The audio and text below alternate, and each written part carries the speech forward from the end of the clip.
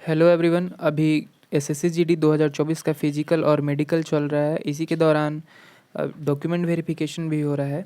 तो आज हम जानेंगे कि डॉक्यूमेंट वेरिफिकेशन के टाइम पे आपको क्या क्या इंपॉर्टेंट डॉक्यूमेंट्स चाहिए, क्या क्या लग रहा है, और 25 तारीख को 6 लोगों को बाहर क्यों किया गया, क्या ओबीसी को भी बाहर किया जाएगा, ओबीसी के साथ क्या क्या मतलब, और एसटी एससी का क्या क्या डॉक्यूमेंट आएगा, और प्लस में क्रूशियल डेट का क्या इशू है, क्या एनेक्सर बनवाना पड़ेगा, इन सभी बातों पे ध्यान देंगे। तो शुरुआत में क्या है कि जब गेट पे एंट्री होगा तो आपका एक आइडेंटिटी कार्ड चाहिए जिसमें आपका फ़ोटो और डेट ऑफ बर्थ है, और साथ में एडमिट कार्ड चाहिए। उसके बाद जब आप हॉल में जाओगे तो वहाँ पे ही आपको कास्ट सर्टिफिकेट तुरंत जमा करना है।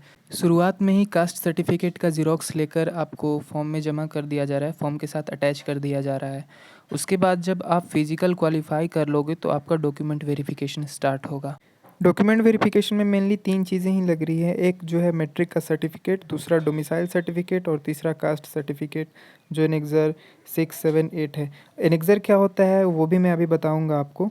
अब आगे कास्ट सर्टिफिकेट और एनेक्सर की बात करें तो एनेक्सर कुछ नहीं होता है, बस वही कास्ट सर्टिफिकेट का फॉर्मेट होता है कि किस फॉर्मेट में आपका कास्ट सर्टिफिकेट जो है एक्सेप्ट होगा। एनेक्सर बनवाने का मतलब कि ऑफलाइन सर्टिफिकेट बनवाना।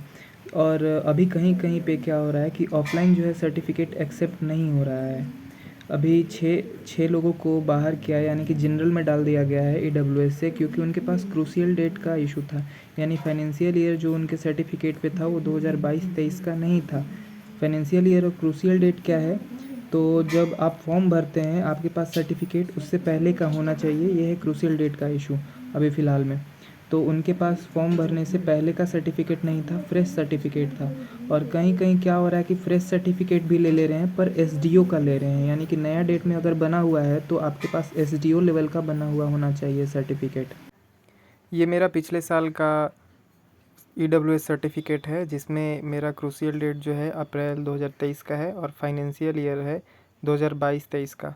और ये एनेक्सर 8 है उसके बगल में, जो कि सेम है। टोटल एनेक्सर का मतलब होता है कि वही फॉर्मेट में होना चाहिए। तो मेरा सीओ लेवल से बनवाया हुआ ही है पर उसी फॉर्मेट में है, तो ये एक्सेप्ट हो जाएगा। अभी एक्सेप्ट हो भी रहा है पिछले साल का सीओ लेवल का बनवाया हुआ ईडब्ल्यूएस।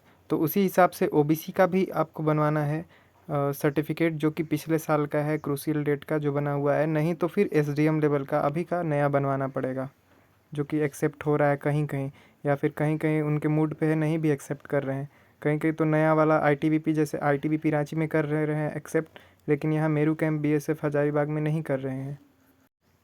वैसे भी जो ओबीसी का सर्टिफिकेट जो सेंट्रल का होता है वो डीसी लेवल का ही होता है, तो इसमें इतना सोचने का बात नहीं है। आपको डीसी लेवल का बनवाना है। अगर पिछले साल का है तो ठीक है, नहीं तो फिर इस साल का बनवा के रख लीजिए। दोनों रख लीजिए, बाई लक आपके ऊपर डिपेंड करता है कि वो कहाँ कैसा लेगा, क्योंकि मेरू कैंप में तो क्रूशियल डेट का बोल के नहीं लिया है और उन लोगों को जनरल में डाल दिया है। एसटी एससी का भी सेम मैटर है कि आपका जो सर्टिफिकेट है वो सेंट्रल लेवल का क्रूशियल डेट के पहले का होना चाहिए। नहीं तो अभी भी जो सर्टिफिकेट आप फ्रेश नया बनवाएंगे इस साल का, वो सेंट्रल लेवल का होना चाहिए।